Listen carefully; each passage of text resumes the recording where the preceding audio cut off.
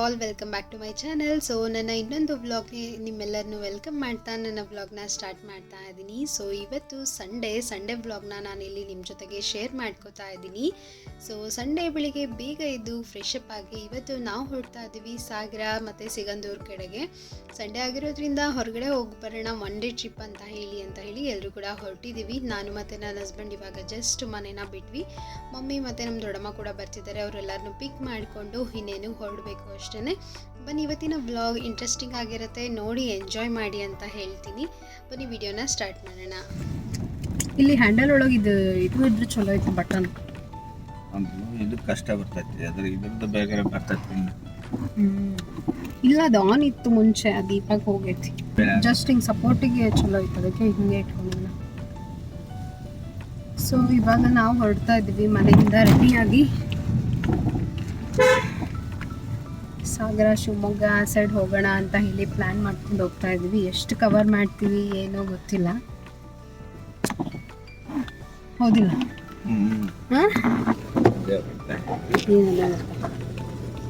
Cover ಮಾಡೋಣ ಎಲ್ಲ ಅಷ್ಟು ಮ್ಯಾಕ್ಸಿಮಮ್. ಜೋಗ್ ಫಾಲ್ಸ್ ಏನು ಬೇಡ, ಭಾಳ ಸತಿ ನೋಡಿ ಹೌದಾ? ಜೋಗ್ ಫಾಲ್ಸ್ ಬೇಡ, ಸಿಗಂದೂರು ಚೌಡೇಶ್ವರಿ. ಇವಾಗ ಮಮ್ಮಿಯವ್ರನ್ನೆಲ್ಲ ಹತ್ತಿಸ್ಕೊಂಡು ಹೋಗ್ತಾ ಇದ್ದೀವಿ. ಮುಂದೆ ಅಪ್ಪಾಜಿ ಮತ್ತು ಇವರು ಕೂತ್ಕೊಂಡಿದ್ದಾರೆ, ಹಿಂದ್ಗಡೆ 4 ಜನ ಕೂತ್ಕೊಂಡಿದ್ದೀವಿ. ಹೆಂಗೋ ಅಡ್ಜಸ್ಟ್ ಮಾಡ್ಕೊಂಡು ಕೂತ್ಕೊಂಡಿದ್ದೀವಿ. ನಮ್ಮ ದೊಡ್ಡಮ್ಮನೂ ಕೂಡ ಬರ್ತಾ ಇದ್ದಾರೆ. ಸೊ ಕ್ಲೈಮೇಟ್ ಅಂತೂ ತುಂಬಾ ಚೆನ್ನಾಗಿತ್ತು. ಮಳೆ ಬರಬೇಕು ಅಂತ ಹೇಳಿ ಅನ್ಕೊತಾ ಇದ್ವಿ. ಜರ್ನಿ ಮಾಡುವಾಗ ಮಳೆ ಬಂದರೆ ತುಂಬಾ ಚೆನ್ನಾಗಿರುತ್ತೆ ಜರ್ನಿ ಮಾಡೋದಕ್ಕೆ. ಸೊ ನನಗೂ ಇಷ್ಟ ಆಗುತ್ತೆ, ನಮ್ಮ ಮಮ್ಮಿಗೆ ನಮ್ಮ ತಂಗಿಗೆಲ್ಲ ಅದೇ ಥರ ಇಷ್ಟ ಆಗುತ್ತೆ. ಜರ್ನಿ ಮಾಡೋವಾಗ ಸಿಕ್ಕಾಪಟ್ಟೆ ಮಳೆ ಜೋರಾಗಿರಬೇಕು. ಒಂದು ಮಳೆನಲ್ಲಿ ಜರ್ನಿ ಮಾಡೋದಕ್ಕೆ ತುಂಬಾ ಚೆನ್ನಾಗಿ ಅನಿಸುತ್ತೆ. ಸೊ ಇವಾಗ ಮಿಡಲ್ ಬ್ರೇಕ್ ತೊಗೊಂಡಿದ್ದೀವಿ.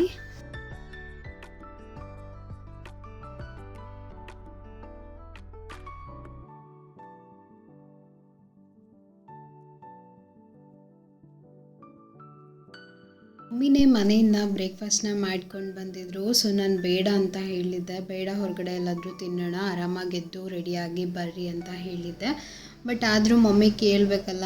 ಸೊ ಅಲ್ಲಿ ಹೊರಗಡೆ ಚೆನ್ನಾಗಿರುತ್ತೆ ನೇಚರಲ್ಲಿ ತಿನ್ನೋದಕ್ಕೆ ಅಂತ ಹೇಳಿ ಸೊ ಅವರು ಬೆಳಿಗ್ಗೆ ಶಾವಿಗೆ ಉಪ್ಪಿಟ್ಟು ಎಲ್ಲನೂ ಕೂಡ ರೆಡಿ ಮಾಡಿಕೊಂಡು ಬಂದಿದ್ದರು. ಅಲ್ಲೇ ಮಿಡಲ್ ಒಂದು ಕಡೆ ಸ್ಟಾಪ್ ಮಾಡಿ ತಿನ್ನೋಣ ಅಂತ ಹೇಳಿ ಸ್ಟಾಪ್ ಮಾಡಿದ್ವಿ. ಅಲ್ಲಂತೂ ನೇಚರ್ ಎಷ್ಟು ಸಖತ್ತಾಗಿ ಕಾಣಿಸ್ತಾ ಇತ್ತು ಅಂದರೆ ಲಿಟ್ರಲಿ ತುಂಬ ಚೆನ್ನಾಗಿ ಅನಿಸ್ತಾ ಇತ್ತು. ಆಮೇಲೆ ವಿಡಿಯೋ ಮಾಡೋದಕ್ಕೂ ಅಷ್ಟೇ, ವಿಡಿಯೋದಲ್ಲಿ ನೋಡಿ ಎಷ್ಟು ಚೆಂದ ಕಾಣಿಸ್ತಾ ಇದೆ ಅಂದರೆ ಗ್ರೀನರಿ, ಫೋಟೋಸ್ ಎಲ್ಲ ತೆಕ್ಕೊಳ್ಳೋದಕ್ಕೆ ಚೆನ್ನಾಗಿರುತ್ತೆ. ಸೊ ಆ ಥರ ಒಂಥರ ಏನು ಮಳೆ ಬರೋ ಥರ ಕ್ಲೈಮೇಟ್ ಇತ್ತು, ತುಂಬ ಚೆನ್ನಾಗಿ ಅನ್ನಿಸ್ತಾ ಇತ್ತು ನೋಡೋದಕ್ಕೆ. ಸೊ ಇವಾಗ ಫಸ್ಟು ನಾವು ಸಾಗರಕ್ಕೆ ಹೋಗೋಣ ಅಂತ ಹೇಳಿ ಅಂದ್ಕೊಂಡಿದ್ದೀವಿ. ಸೊ ನಾವಿವಾಗ ಟಿಫಿನ್ ಮಾಡೋಣ ಅಂತ ಹೇಳಿ ನಿಲ್ಲಿಸಿದ್ವಿ. ಸೊ ಟಿಫಿನ್ ಎಲ್ಲ ಮಾಡಿಕೊಂಡು ಹೊರಡ್ತಾ ಇದ್ದೀವಿ. ಮಮ್ಮಿ ಶಾವಿಗೆ ಉಪ್ಪಿಟ್ಟನ್ನ ಮಾಡ್ಕೊಂಡು ಬಂದಿದ್ರು. ಸೊ ಇವಾಗ ಹೊರಡ್ತಾ ಇದ್ವಿ. ನಿಯರ್ ಸಾಗರ ಇದ್ದೀವಿ. ನೋಡಬೇಕು ಇಲ್ಲಿಂದ ಎಷ್ಟು ಕಿಲೋಮೀಟರ್ ಇದೆ ಗೊತ್ತಿಲ್ಲ. ಫಸ್ಟು ಸಾಗರ ಹೋಗೋಣ ಅಂತ ಹೇಳಿ ಪ್ಲ್ಯಾನ್ ಇದೆ. ಸಾಗರ ಹೋಗಿ ನೆಕ್ಸ್ಟು ಸಿಗಂದೂರು ಅಂತ ಹೇಳಿ ಅಂದ್ಕೊಂಡಿದ್ವಿ. ಸಿಗಂದೂರು ನೆಕ್ಸ್ಟ್ ಯಾವ ಪ್ಲೇಸ್ ಸಿಗುತ್ತೋ ಆ ಪ್ಲೇಸಿಗೆ ಹೋಗುವಂಥದ್ದು. ಸೊ ಬನ್ನಿ ಹೋಗೋಣ, ವಿಡಿಯೋನ ಕಂಟಿನ್ಯೂ ಮಾಡ್ತೀನಿ. ನೆಕ್ಸ್ಟ್ ಯಾವ ಪ್ಲೇಸಿಗೆ ಹೋಗ್ತೀನಿ ಏನು ಎತ್ತ ಅಂತೆಲ್ಲ ನಿಮ್ಮ ಜೊತೆಗೆ ಶೇರ್ ಮಾಡ್ತೀನಿ. ಬನ್ನಿ ಹೋಗೋಣ.